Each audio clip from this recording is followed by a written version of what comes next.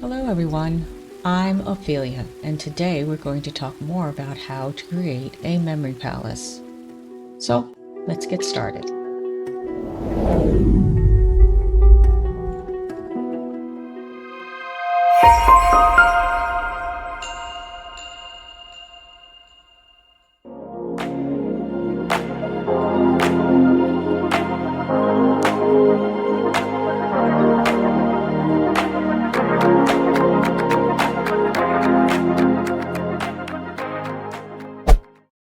Welcome back. As we discussed last time, I am using a visual aid to build a memory palace. This visual aid is a game by Nintendo for their Switch console. It is called Animal Crossing's New Horizons. So, while we talk about more about memory palaces and how to create them, I'm going to have my little character, Professor, clean up this little area over here where Eloise, the yellow elephant, and Stinky, the masked cat, live. This fencing that I have in front of the houses here was originally there to raise the evaluation of the island up to a 3 so I could start using special tools to terraform the island. Right now, I am going to put a cat tower down, if I can find it. In front of each one of the houses, I try to put some item that reminds me of who lives inside. That way, from a distance, I don't have to go right up to the door to figure out where which is each animal's house. So that's the cat tower. In front of Eloise's house, well, we're getting stopped by Eloise.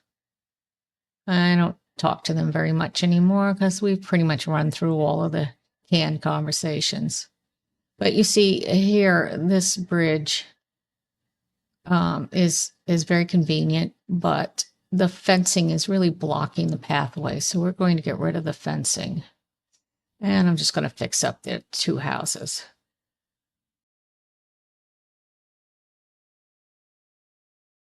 All right, so we're going to put her up in the corner. And she can continue her work here, and we'll see how that works out. Okay, again, we talked about this book last time, The Memory Palace of Matteo Ricci by Jonathan D. Spence, and we will be using excerpts from it again today. First thing we want to discuss is how large these memory palaces could be, how many images could be included in each one. So here's a quote from the book. How many such images could one or did one seek to retain in the memory palaces of one's mind? Ricci wrote quite casually in 1595 of running through a list of 400 to 500 random Chinese ideograms and then repeating the list in the reverse order, while Chinese friends described him as being able to recite volumes of the Chinese classics after scanning them only once. But such feats were not particularly startling. Francesco Panigarola, an older contemporary of Ricci's, was described by acquaintances in Florence as being able to roam across 100,000 memory images, each in its own fixed space. Now, we are going to be dealing with scores and maybe hundreds of images in building this particular memory castle, or memory palace rather. So we will not be getting that elaborate. In this excerpt, Spence explains how Ricci described building a memory castle. Ricci suggested that there were 3 main options for such locations. First, they could be drawn from reality, that is, from buildings that one had been in or from objects that one had seen with one's own eyes and recalled in one's memory. Second, they could be totally fictive products of the imagination, conjured up in any shape or size. Or third, they could be half real and half fictive, as in the case of a building one knew well and through the back wall of which one broke an imaginary door as a shortcut to new spaces. or in the middle of which one created a mental staircase that would lead one up to higher floors that had not existed before. All right, that's a lot of words to say three things. It could be the mental memory palace could be a real physical place that you knew very well. It could be totally made up in your imagination, such as a Harry Potter story or a Star Trek or anything like that, Fairy Kingdom, anything like that. Or it could be a mix of the real and the imagination. So you could pretend that your house has many more rooms in it than it does, or there's more buildings down your street than there are, that kind of thing. All right. All right, here we're focusing still on physical materials for now. We'll talk about some of the more fantastic images that you can create in your memory later on. I mean, it's not too hard. We use film these days to create imaginary worlds all the time. We will continue to talk about why and how images tie in with things that we want to remember, how we do that. There's many, many memory techniques, and we will be talking about a lot of them as we go along. Okay, so here is a list. It's not an exhaustive list of ways to create a physical memory palace. The first one is use a familiar place. Examples include a familiar street, a building, a home, or a room where you live. Monks in the past, in the Middle Ages, were usually stayed in one place, and so they were very familiar with the countryside or the buildings or village that they were in, and they could walk around and remember, use those familiar things to create the things that they wanted to memorize. They would meditate on them. I don't really like using um, uh, things that don't remind me of what I'm trying to remember. Some people can do that really well. That's not the way my memory works. So I like to pick things that will jog my memory. You see in the back behind me in my kitchen area, I have a lot of little knickknacks. And here's a photo of some that you can't see behind my treadmill here. So these things could be used for number 2, create a miniature world. If I wanted to create a little um, like diorama, or I'm having trouble with this because this is not a mirror image, and so I'm still getting used to the idea that everything is opposite to what I would do if I was using a mirror. All right, so this little guy here, goodness, I really am having trouble. Uh, he is a character in the game, is Captain. There we go. He's Captain. It's a joke on a Japanese name for a spirit animal like this. I don't really know much about it. My daughter Erin does. She has all the info on these games and stuff, so I will be asking her a lot about that. And here's my little castle. It's a Mr. Sandman castle. I got it out in Galveston. Anyway, so we can use little items like that. You can go to a hobby store. You can find little items for, the train setups. And there's all kinds of little things. You can have an extra room. You can set up a little miniature if you want to create it that way. You could draw a memory palace. Here we go.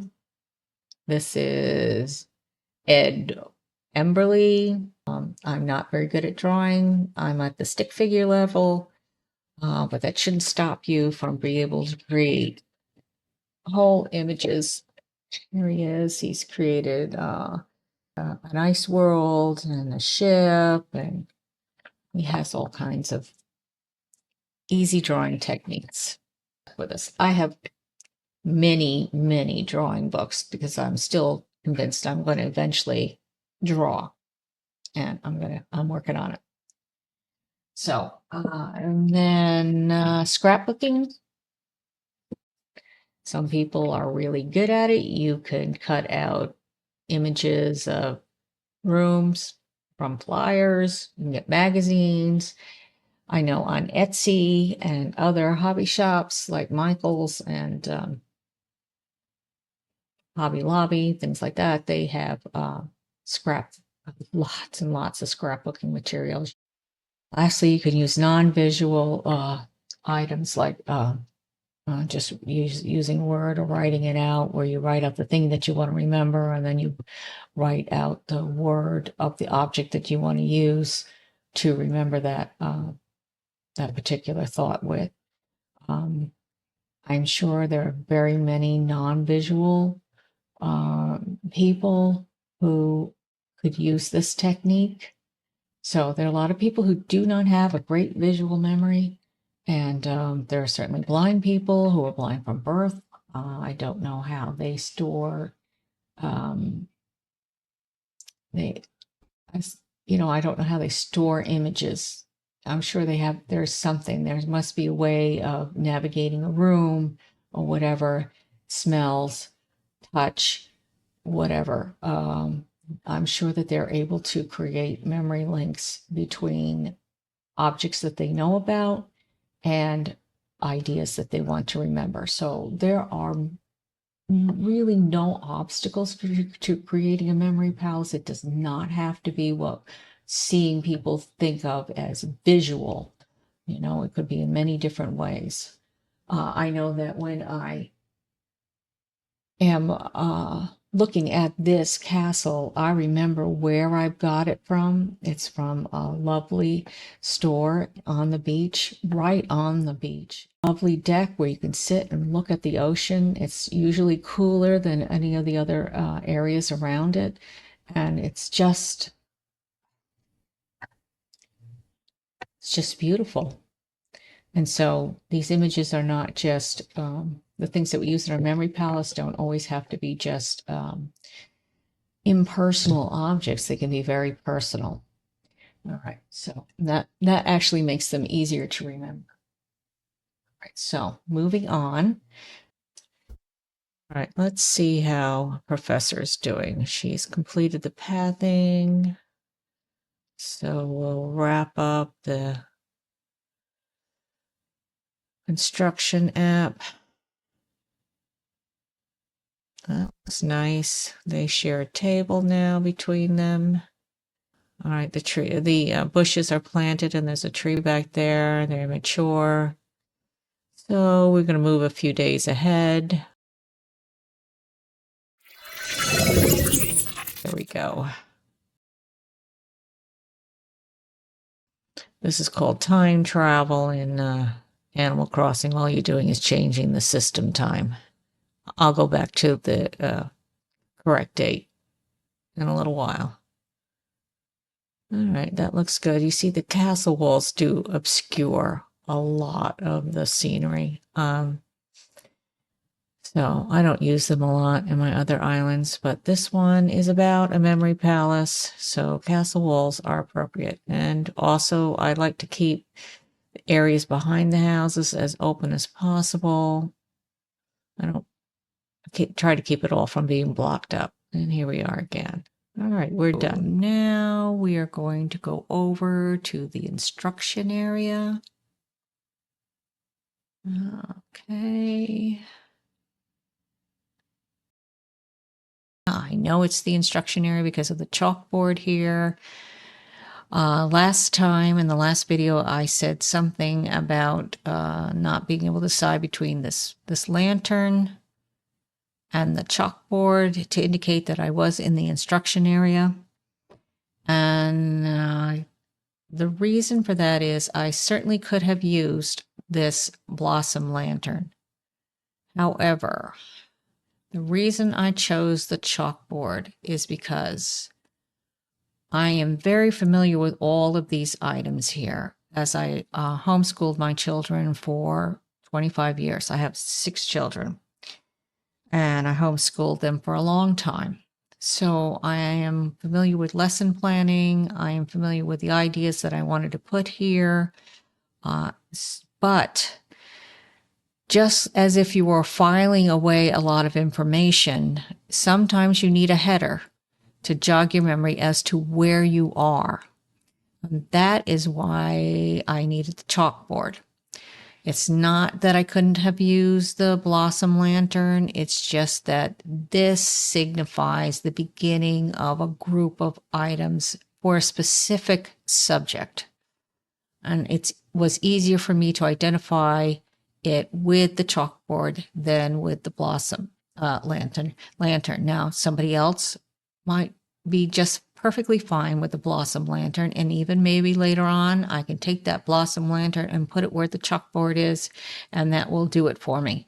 But right now, this is best for my memory. That it helps me understand that I am definitely in this area. These are all images associated with instruction. All right, so that is the reason for that. And this is also why these memory palaces are very personal. They will be very different from person to person. All right, so we're going to start here. This area, this picnic blanket, represents early education. The blanket itself represents security. On the blanket are 5 items. The first 3 items are associated with food, shelter, and clothing. Now, what are the first 3 items? Well, I randomly put down a bunch of items and in the beginning. So we're going to take up the duck. We're going to leave the picnic basket, but take up the fast food. And in the place of the toys, I'm going to put, what is it? This little basket of towels. That is going to represent clothing. And I think I'm going to move the picnic basket and the buggy. I'm going to move the buggy. Where is the buggy? Oh, stroller. No. Ignore that timer. It's time for me to make dinner here. All right. I'm going to put this basket. Okay. And let's just move the basket too. No, come on. Oh, no, pull it over here. And we are going, so we are doing it as food. Oh, dear. I've got it backwards now.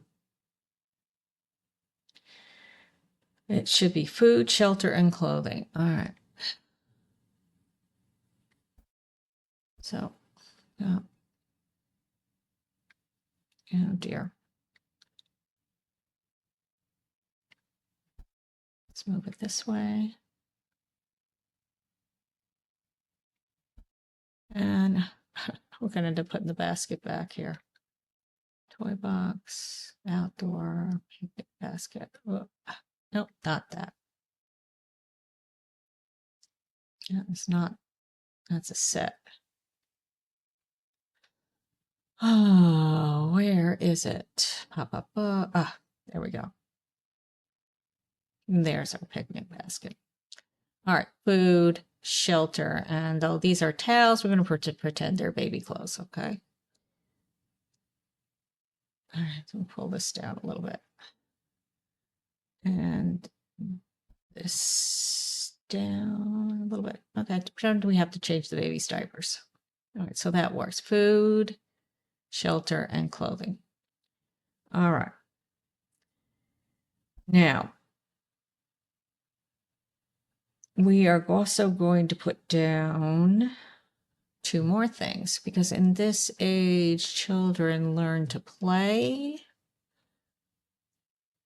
Well, it doesn't matter which order we put these 2 things down. One is the baseball set. Now, baseball is a perfect. Oh, I missed. Oh, dear. Come on. Oh, sometimes it's hard to get in front of this. I'm going to put it like that. All right, now I'm going to pull it down. Baseball is a perfect representation of learning to play game. It teaches sportsmanship. There's a ton of rules in it. As the kids are learning from their parents, they are learning how to behave properly. You want your children to behave properly so that they can cooperate with others at school. It's a survival thing for them to learn how to cooperate. We will talk about that later when we're talking about the mind and certain aspects of evolutionary biology. Sometimes we value breaking the rules more than forming the rules in this culture, but building up a strong foundation for children is very important before they start breaking things. All right. And then lastly, we are putting down, the pop-up book.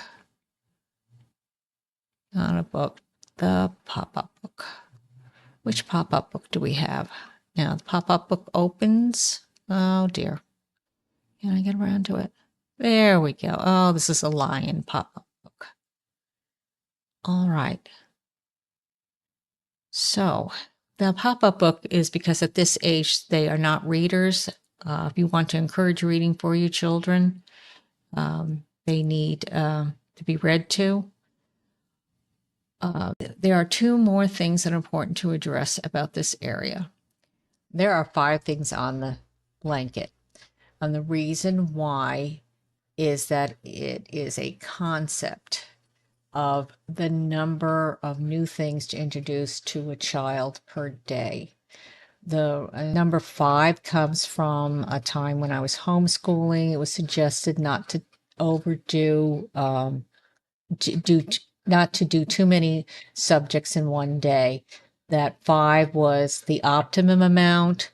You could do more subjects, but you might have to repeat a lot of things again because there's only so much information, new information that a child can take in. It's almost it's the same thing for adults, but it's also very true for children.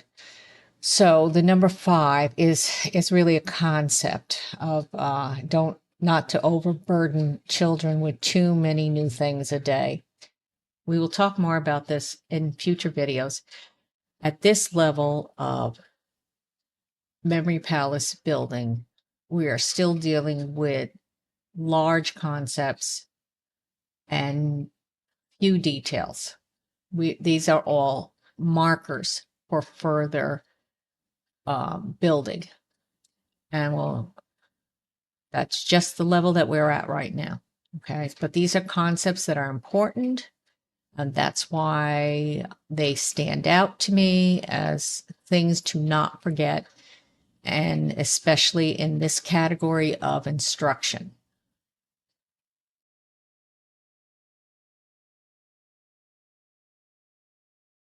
The other number here is I know, because I put this blanket down, that there are 9 squares. Let me do this. In this game, the island is laid out like a grid. Okay, and this is pathing. The blanket is actually a path design. So here, I'm going to put it down here. So that's 1 square. This is actually 3. I can go through it with 3. 1, 2, 3, and then 1, 2, 3. It's the 3 by 3, so it's a square.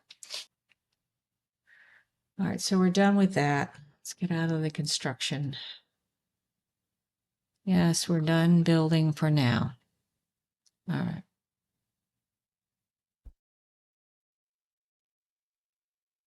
Yay, back in our hat.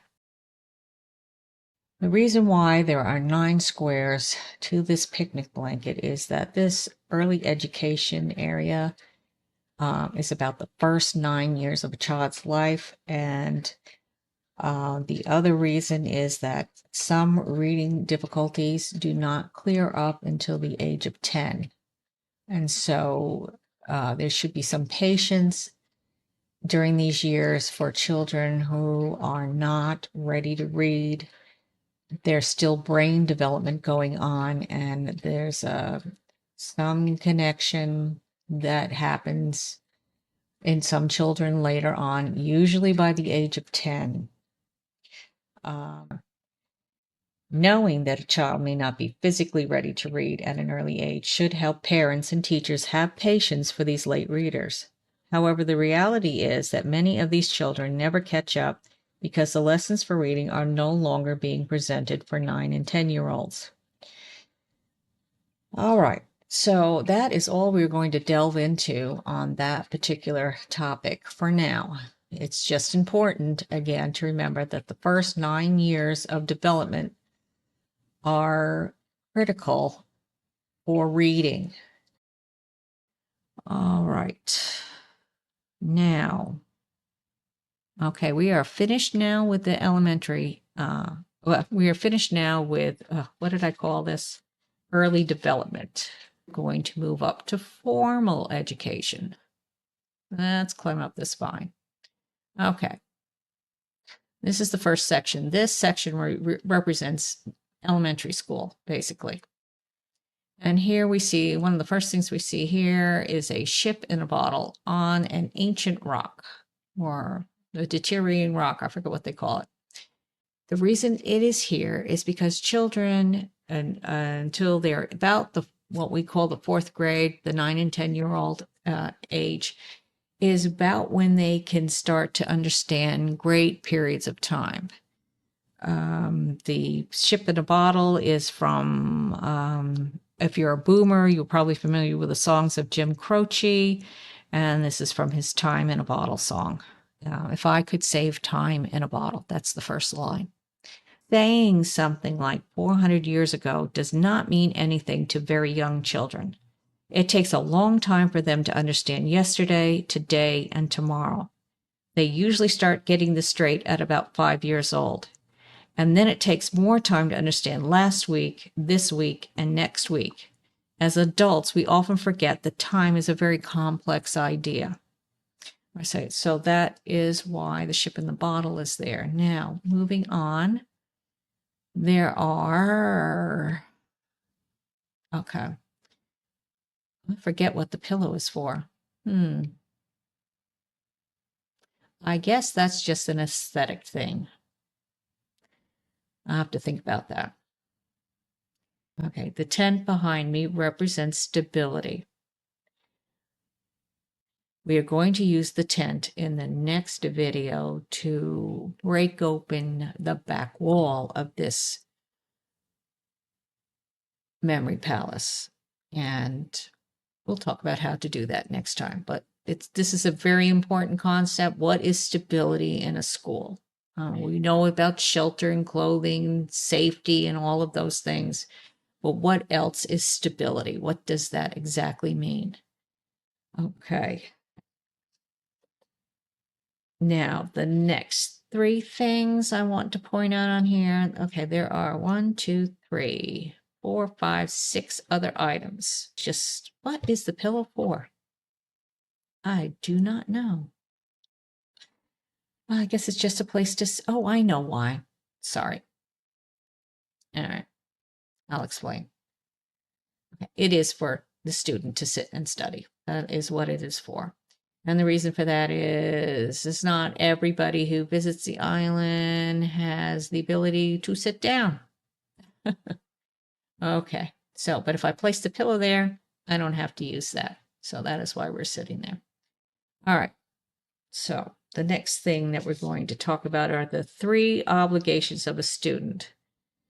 All right, this is a very old concept, the obligations of a student. The student should bring to the classroom with them an interest for what is being taught, diligence, that is the willingness to work at a subject, and adequatio. This is a Latin term that means to be prepared. So the idea here is that the child has been prepared before he steps in the classroom in order to learn that particular level of instruction. Now, we just talked about some children not being able to read. So you can't be giving them big reading assignments before they're able to understand the basics of reading. And this is where this continues to snowball for some students until they are completely fail out of school. And there's really no reason for it, because so many of these kids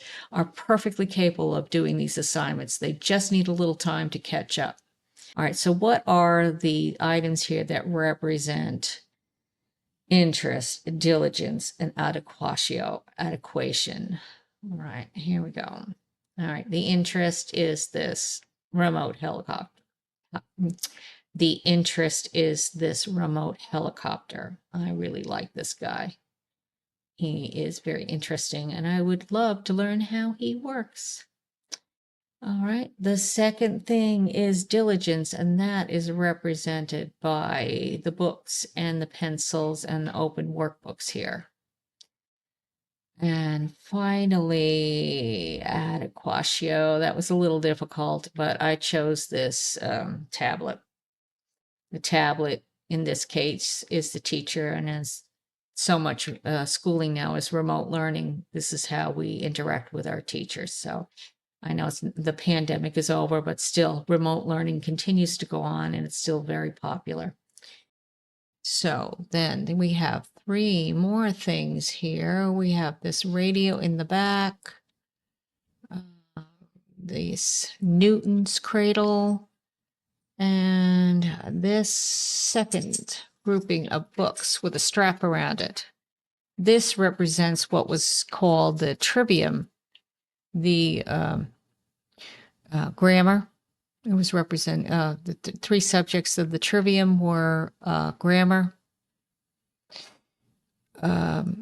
logic, that's represented by the Newton's cradle here, and behind me is the radio, and we're thinking of like talk radio, arguing on a talk radio. This is rhetoric, how to be persuasive. All right. All right, we're going to talk more about trivium when we're talking about history and history of the theory of education, and how that's changed over time. I will return to the instruction area again and again because it is the easiest to understand to relate certain types of memory building. And I will also be putting these different subjects into separate playlists for those who are interested in different parts of the island.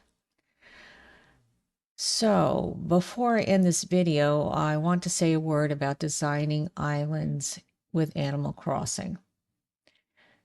Here I am at the entrance of my island, which has these lovely castle walls and towers. Now, I'm not an artistic person. I would not have probably figured out how to build this up so that it would look like this. I got my inspiration from watching other YouTube channels. And so today I want to share with you the inspiration for these castle walls because this is an amazing island. All right, this build on this island is very intricate, and the amount of time that was put into it is just stunning to me. This is a medieval castle core island, and the creator goes by the name of April Honey. I will provide a link to her channel so that you can see all of her amazing creations. The tour where I first saw this island was done by Katie Cozyway. She does a lot of tours, so I will be providing a link to this video, and you can see her channel from there. All right, so that's all for today. See you next time.